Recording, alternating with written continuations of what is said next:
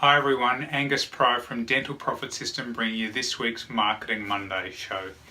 The weekly show designed to give you actionable tips to boost the dental marketing at your dental practice. Now this week we've got a question that's come in from Dr. Cheng at All Smiles, and the question relates to targeting, that's my little target, right clients. How do you target the right clients? Alright, with that in mind, we've got a couple of points and one action step as always.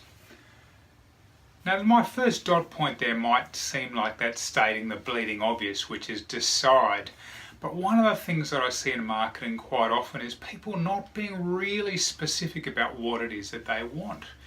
If you're going to target the right clients, you need to decide who are the right clients.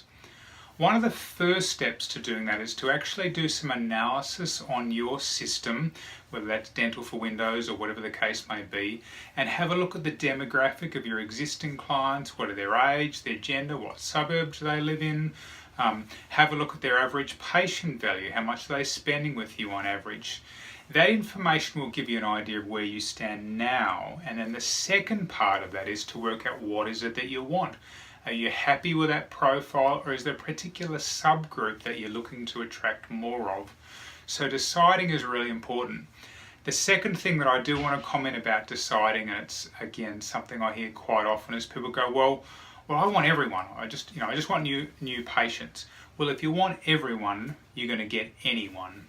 And like marketing done by, let's say, BMW, for example, they are more effective at marketing because they know who their target market is. They know in terms of age, gender, socioeconomic status, interests, etc., etc. And by focusing on that particular characteristic of a person, that allows them to target those people more effectively. But it doesn't mean that people outside that group can't, be a client. And so it is with you. So when you're thinking about who it is that you want, try and get a clear idea. Is it families? Do you want singles? Are you in the city? Is it professionals? Whatever the case may be. And then that's the starting point. Who is it that you want? Just being aware that just because you choose one group, which is your sweet spot, doesn't mean that other people are not going to be there. But if you don't target that group, the risk is you won't attract them sufficiently. Second point is about a consistent offering. Now, once you know who your target market is, then you're probably going to need to do a bit of an audit of your marketing efforts. If you've got a particular type of client in mind, how are you attracting them? What is it that you're doing that would actually work for those people? If you're targeting families, have you got good arrangements for the kids? If you're going for the young professional, you open maybe, after hours. What is it that you're doing that provides that? And the second part of that is in actually your messaging and your branding. Now this is something that I do see where I'll walk into a practice having seen the website beforehand, or maybe other, marketing material, and there's a disconnect. The website is giving one message, but when you walk into the practice, it's giving another message. I had a client recently who the website, to be honest, was a little bit cheap and nasty looking, and yet when I walked into the practice, it was one of the nicest looking practices I've seen. So getting that consistency is really important. And the second part of that is your offering. If you are offering a gap-free service, then that's going to attract a certain type of patient.